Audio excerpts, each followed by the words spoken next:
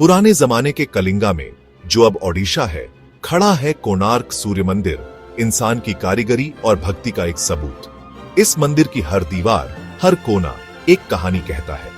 13वीं सदी में राजा नरसिंहदेव प्रथम ने इसे बनवाया था और इसे बनाने में सैकड़ों कारीगरों ने अपना योगदान दिया। और ये मंदिर सूर्य भगवान के एक विशाल रथ के रूप में सोचा गया था। इसके 24 पहिए और 7 घोड़े इसे एक अद्वितीय रूप देते हैं। इसका नाम कोणार्क इसकी ऐसी पोजीशन को दिखाता है जहां सुबह से शाम तक सूरज की किरणें पड़ती हैं। सूरज की रोशनी इस मंदिर को एक दिव्य आभा देती है। यह मंदिर सिर्फ पूजा की जगह नहीं थी, ये एक सांस्कृतिक केंद्र भी था जहां लोग एकत्रित होते थे। यह शक्ति का ऐलान था, जीवन का जश्न था, और यहां पर कई त्योहार और उत्सव मनाए जाते थे, और एक गहरा एस्ट्रोनॉमिकल ऑब्जर्वेटरी भी। यहां से तारे और ग्रहों की स्थिति का अध्ययन किया जाता था। यह मंदिर कलिंग वास्तुकला का एक बेहतरीन नमूना है, जो अपनी बारीक नक्काशी और शानदार बनावट के लिए मशहूर है। इसकी हर नक्काशी में एक अद्वितीय कला छिपी है, जो अपनी बारीक नक्काशी और शानदार बनावट के लिए मशहूर है।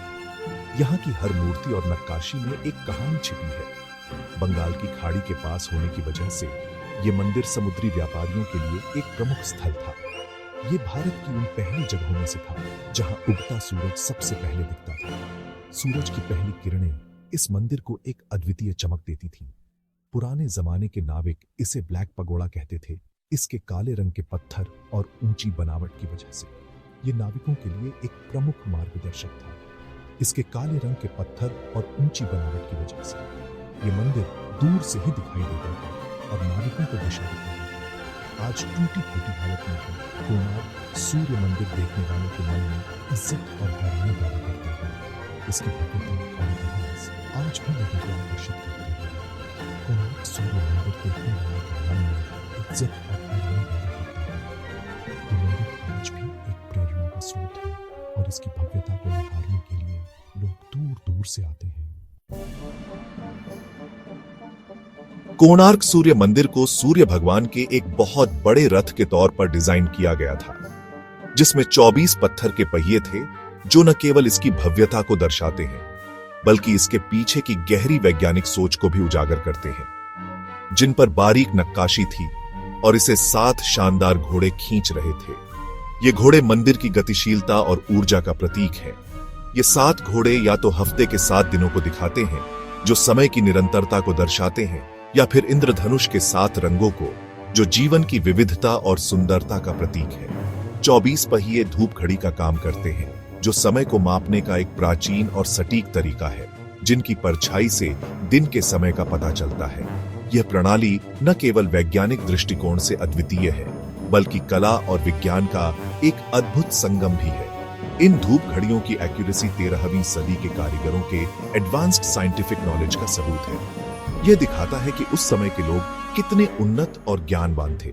मंदिर का मेन स्ट्रक्चर हालांकि अब काफी टूट चुका है, एक समय में 200 फीट से भी ज्यादा ऊंचा था। यह ऊंचाई इसे एक अद्वितीय और प्रभावशाली स्मारक बनाती थी। मंदिर कॉम्प्लेक्स में एक जगमोहन यानी ऑडियंस हॉल और एक नाट्य मंदिर यानी डांस हॉल भी था, जो सांस्कृतिक और धार्मिक गतिविधियों का केंद्र था, जिनमें बहुत खूबसूरत नक्काशी वाले खंभे और मूर्तियां थीं। ये खंभे और मूर्तियां उस समय की कला और संस्कृति की उत्कृष्टता को दर्शाते हैं। हर सतह पर देवी देवताओं, अप्सराओं, जानवरों और इंसानी जिंदगी के दृश्यों की बारीक नक्काशी थी। ये नक्काशी उस समय की धार्मिक और सामाजिक मान्यताओं को दर्शाती है। हजारों कारीगरों, मूर्तिकारों और मजदूरों ने सालों तक मेहनत करके इस सपने को सच किया। उनकी मेहनत और समर्पण ने इस अद्वितीय संरचना को जन्म दिया। कोणार्क सूर्य मंदिर को ऐसी भक्ति से तराशा गया था कि पत्थर भी आस्था और ब्रह्मांडीय व्यवस्था की एक जीती जागती कहानी बन गए। यह मंदिर आज भी हमें उस समय की महानता और भव्यता की याद दिलाता है। कोणार्क सूर्य मंदिर के अंदर प्राचीन भारत के सबसे दिलचस्प अजूबों में से एक था सूर्य भगवान की हवा में तैरती मूर्ति। पुराने किस्सों के मुताबिक मंदिर के मुख्य देवता रहस्यमयी तरीके से हवा में तैरते थे, बिना किसी सहारे के। ये चमत्कार भक्तों को हैरानी से भर देता था और सूर्य भगवान की दैवीय शक्ति पर उनका विश्वास और पक्का हो जाता था। ऐसे कारनामे के पीछे की इंजीनियरिंग हमेशा से ही गहरी सोच और बहस का विषय रही है। कहा जाता है कि मूर्ति एक एलॉय से बनी थी, जिसमें शायद लोहा था, जिससे ये अनोखी लेविटेशन मुमकिन हुई। गर्भगृह को खास तौर पर इस चमत्कार को रखने के लिए डिजाइन किया गया था, ताकि देखने वालों को एक जबरदस्त आध्यात्मिक अनुभव मिले। हवा में तैरती मूर्ति कोणार्क के सबसे दिलचस्प रहस्यों में से एक है, जो एक खोए हुए शानदार और आध्यात्मिक युग की निशानी है। हवा में तैरती मूर्ति का राज मैग्नेटिज्म के अनोखे इस्तेमाल में छिपा था। गर्भगृह को ताकतवर मैग्नेट से बनाया गया था, जिन्हें दीवारों और मूर्ति के ऊपर ऊंचे शिखर में सोच समझकर लगाया गया था। इसका केंद्र बिंदु एक बहुत ही शक्तिशाली चुंबक पत्थर था, जिसे मुख्य मंदिर के शिखर के सबसे ऊपरी हिस्से पर रखा गया था। इसके साथ ही दूसरे मैग्नेट्स फर्श और दीवारों में लगाए गए थे, जिससे एक स्टेबल मैग्नेटिक फील्ड बनता था जो ग्रेविटी का मुकाबला करता था। ऐसा कारनामा करने के लिए जिस प्रिसिजन की जरूरत थी, उससे पता चलता है कि इन चुंबकीय पत्थरों को आकार देने, लगाने और कैलिब्रेट करने में कितनी एडवांस्ड प्रैक्टिकल स्किल्स थीं। कोणार्क का चुंबकीय दिल एक साइंटिफिक अचीवमेंट भी था और ब्रह्मांडीय व्यवस्था की एक गहरी कलात्मक अभिव्यक्ति भी। जिस मैकेनिज्म से सूर्य की मूर्ति हवा में तैरती थी, वो चुंबकीय शक्तियों का एक नाजुक खेल था। मंदिर के मुख्य शिखर की चोटी पर लगा खास चुंबक पत्थर मूर्ति पर ऊपर की ओर एक मजबूत खिंचाव डालता था। दीवारों और फर्श में लगे छोटे मैग्नेट्स एक बैलेंस्ड फील्ड बनाते थे, जिसमें धकेलने और खींचने वाली शक्तियां थीं। इस पेचीदा व्यवस्था ने मूर्ति को एक सही पोजीशन में हवा में लटकाए रखा, जिससे वो इधर उधर हिलती या झुकती नहीं थी। इसका असर मन मोह लेने वाला था, जिससे हैरानी और मूर्ति की दैवीयता का एहसास और भी बढ़ जाता था। कोणार्क की तैरती हुई मूर्ति साइंस और टेक्नोलॉजी के इतिहास के एक भूले हुए अध्याय का सबूत थी।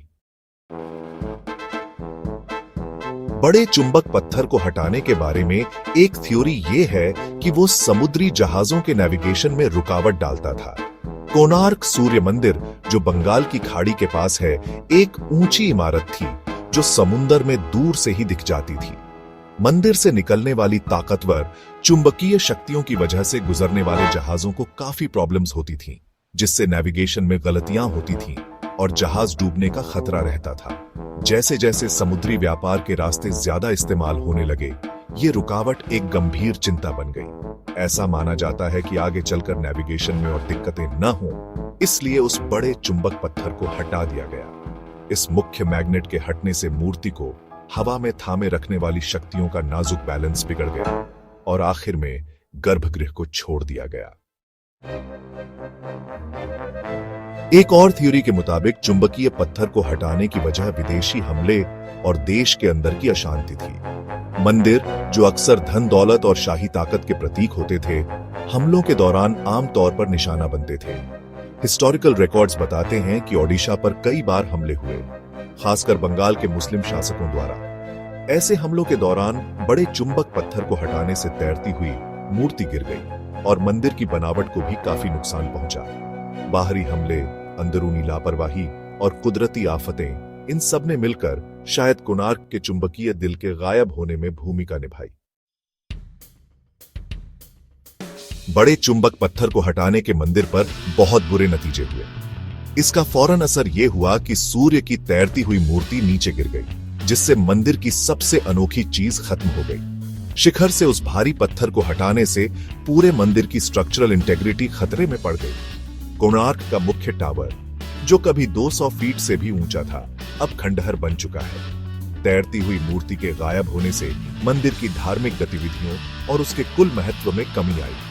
पत्थर और मूर्ति के न होने से एक खालीपन आ गया, एक ऐसा रहस्य जो आज भी रिसर्च और कल्पना को हवा देता है। वक्त की मार झेलने के बावजूद कोणार्क सूर्य मंदिर आज भी भारत की शानदार सांस्कृतिक और वास्तुकला विरासत का सबूत बनकर खड़ा है। यह मंदिर न केवल अपनी भव्यता के लिए जाना जाता है, बल्कि इसके पीछे की कहानियों और इतिहास के लिए भी मशहूर है। जो हिस्से बचे हैं, उन्हें देखकर गहरी हैरानी होती है और दुनिया भर से लोग इसे देखने आते हैं। इसकी अनोखी अहमियत को पहचानते हुए कोणार्क सूर्य मंदिर को 1984 में यूनेस्को वर्ल्ड हेरिटेज साइट घोषित किया गया। यह मंदिर अपने समय की उन्नत वास्तुकला और विज्ञान का प्रतीक है।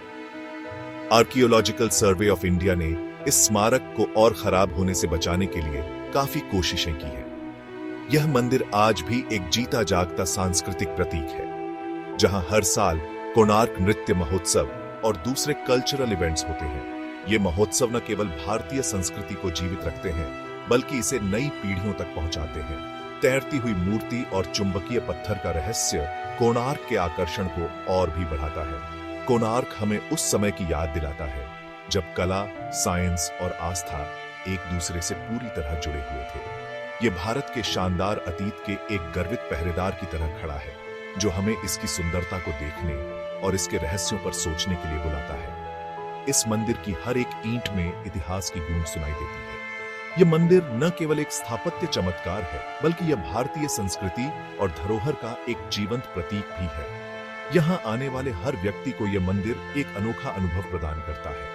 कोणार्क सूर्य मंदिर की यात्रा एक ऐसा अनुभव है जो जीवन भर याद रहता है। यह मंदिर हमें हमारे अतीत की गौरवशाली कहानियों से जोड़ता है और हमें प्रेरित करता है कि हम अपनी धरोहर को संजोए रखें। कोणार्क सूर्य मंदिर की हर एक मूर्ति, हर एक नक्काशी हमें उस समय की कला और विज्ञान की उन्नति की याद दिलाती है। यह मंदिर एक जीवंत संग्रहालय की तरह है, जो हमें हमारे अतीत की झलक दिखाता है। यह मंदिर न केवल एक स्थापत्य चमत्कार है, बल्कि यह भारतीय संस्कृति और धरोहर का एक जीवंत प्रतीक भी है। यहाँ आने वाले हर व्यक्ति को यह मंदिर एक अनोखा अनुभव प्रदान करता है। कोणार्क सूर्य मंदिर की यात्रा एक ऐसा अनुभव है जो जीवन भर याद रहता है।